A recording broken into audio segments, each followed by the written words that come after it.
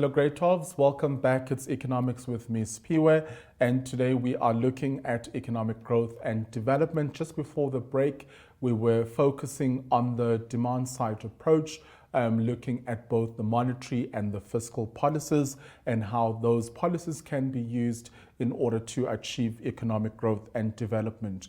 And now we are going to focus on the supply side approach, the creation of growth.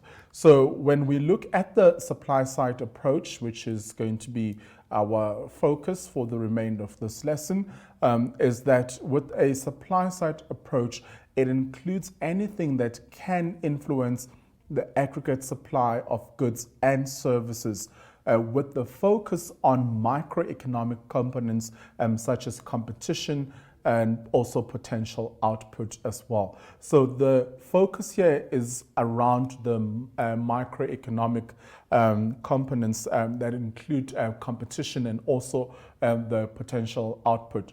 We know that competition plays a very important role when we're looking at market structures. We looked at perfect competition and we said it's controlled by the market forces of supply and demand. So with the supply side approach, that is going to be very important in determining the creation of growth, that we are looking at the markets and how they can be influenced in order to stimulate economic growth and development.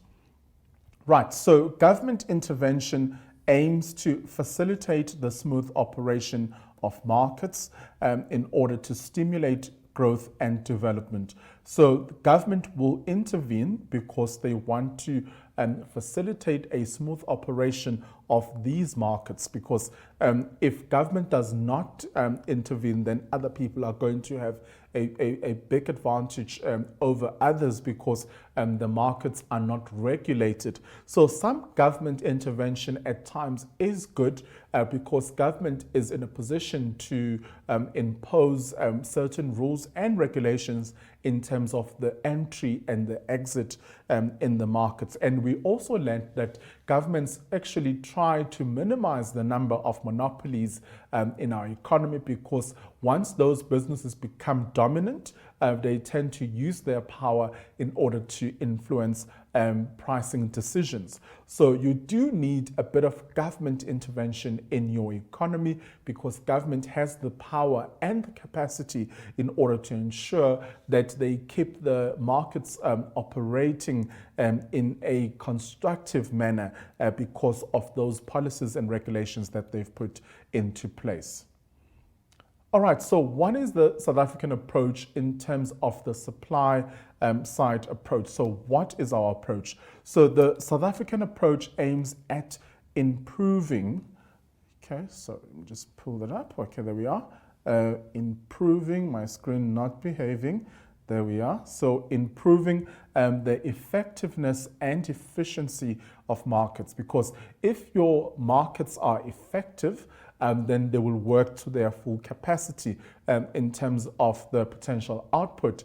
And also, if they run in a very efficient manner, then you know that there will be lots of production happening, and that will result in economic growth because of the increased production that will be happening based on the fact that they are effective and also they are efficient as well.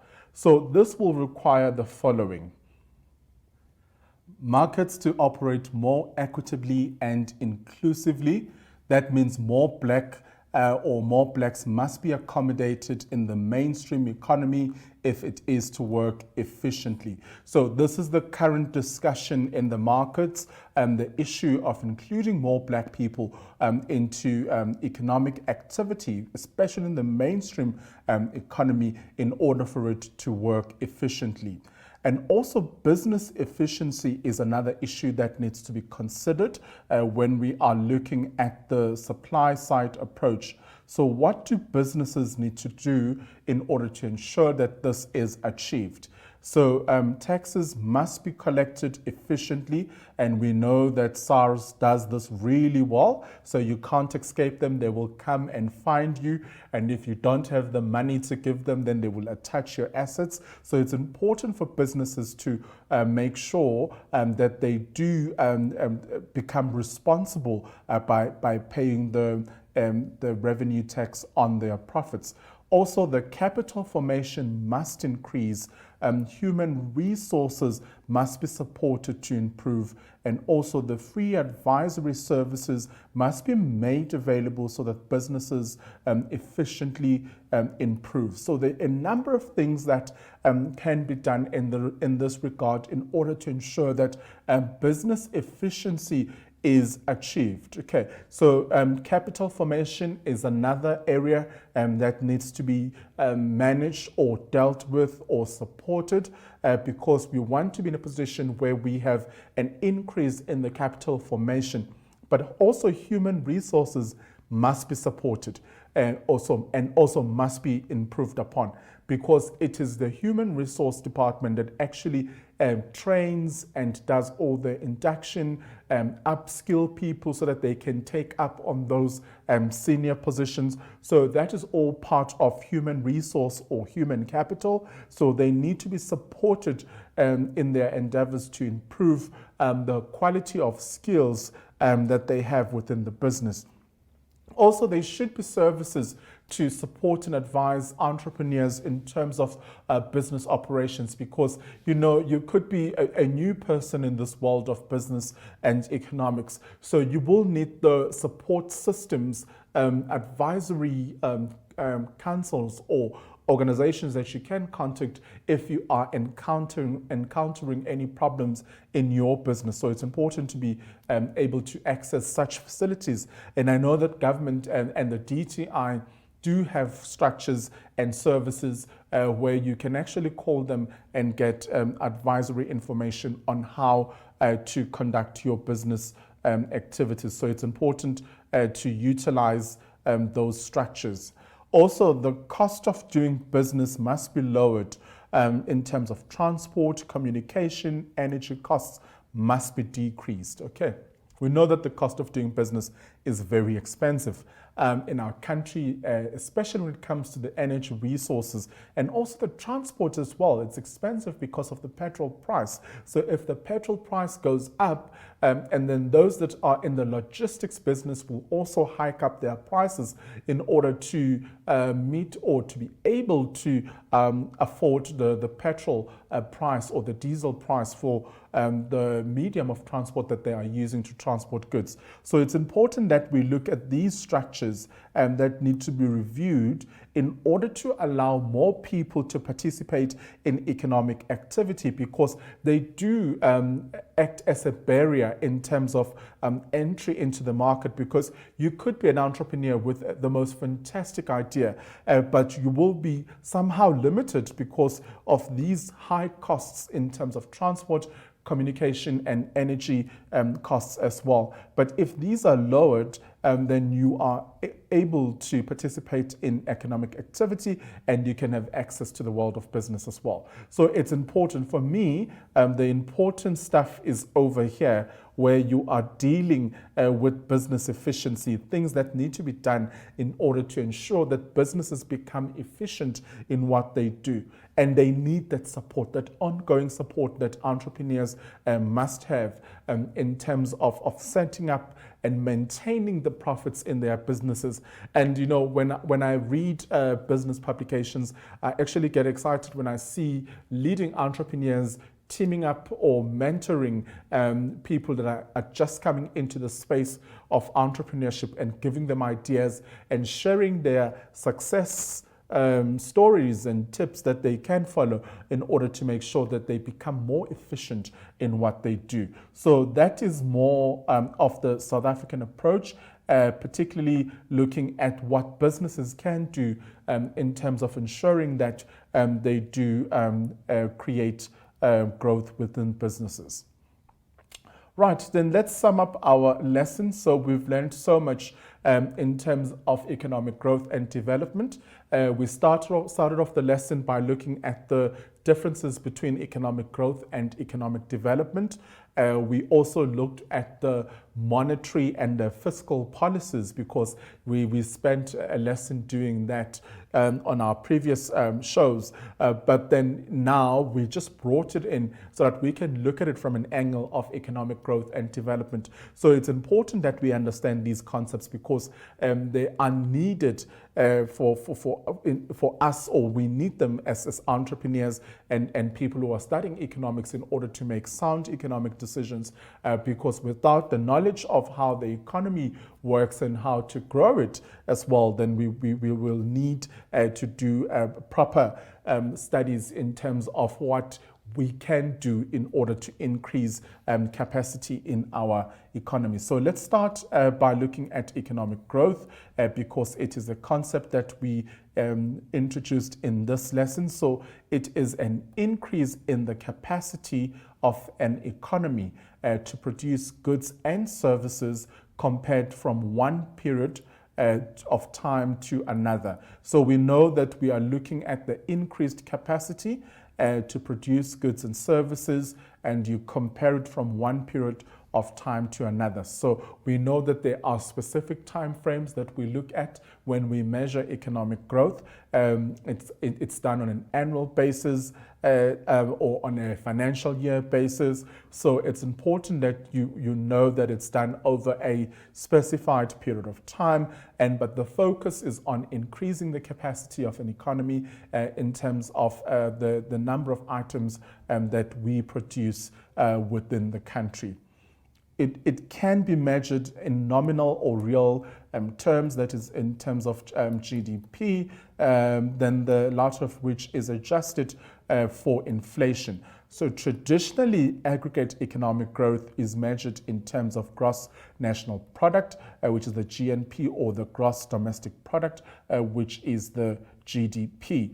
Because now that we've made all these changes and adjustments in terms of economic activity, we must have methods or systems in order to measure economic growth, because we need to report back and say, in 2010, we experienced a lot of economic growth based on a number of factors. So we must have methods that we use in order to measure economic growth. And our gross national product and our gross domestic product will assist us in order for us to measure economic growth. Now let's chat about economic development now that we've looked at economic growth. So economic development is defined as the increase in the economic wealth of a country or particular area for the welfare of its residents. Here, you should know that economic growth is an essential but not the only condition for economic development. Like I said earlier on, you need to first have economic growth before you experience economic development. But it's not the only factor that will determine economic development, that is economic growth. There will be other conditions in the market system that could allow for economic growth to happen. So you can't just say it's only based on economic growth. So development, yes, it is directly and indirectly linked to economic growth. But besides economic growth, there are other market conditions that will encourage development, and also making sure that the standard of living in a country is improved because of the different infrastructure that is offered to the residents of that country. And also it's important to consider issues of redistribution of wealth and so on when you are looking at economic growth and economic development, because these issues need to be revisited in order to ensure that the monetary and the fiscal policies, are achieved, because government has certain government and political and economic objectives that they've set, and these need to be achieved, and structures need to be put in place to ensure that those objectives are achieved. And economic growth and development is in the center of these objectives that government has in terms of growing the economy and attracting more investors to come and invest in South Africa. Hence, you will find that there's a delegation that will go to a specific country to meet with the business minds of that country in order to persuade them to come and invest in our country. Because once we get that foreign injection into our circular flow, it will increase the economic development in our country, because now you have more people that are employed, more people getting an income. So we go back to that relationship between production and spending and income, because you can't spend if you haven't got the income. Then you can't produce if you don't have the financial resources in order to buy the natural resources that you need in the production process. So there is interrelatedness in terms of these three sectors, which is production, spending and income, because they are in the core of economics. When we talk of economics, we talk of scarcity, and we talk of production, spending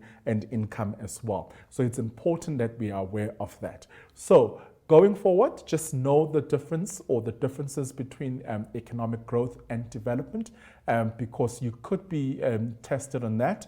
And in the exam, a question could come where you are asked to distinguish between economic growth and economic development. So you should be in a position to do so. Well, from me, Uspiwe, it's a wrap for today, and I'll catch you ngesikhathi sizayo. From me, ngithi nisale kahle.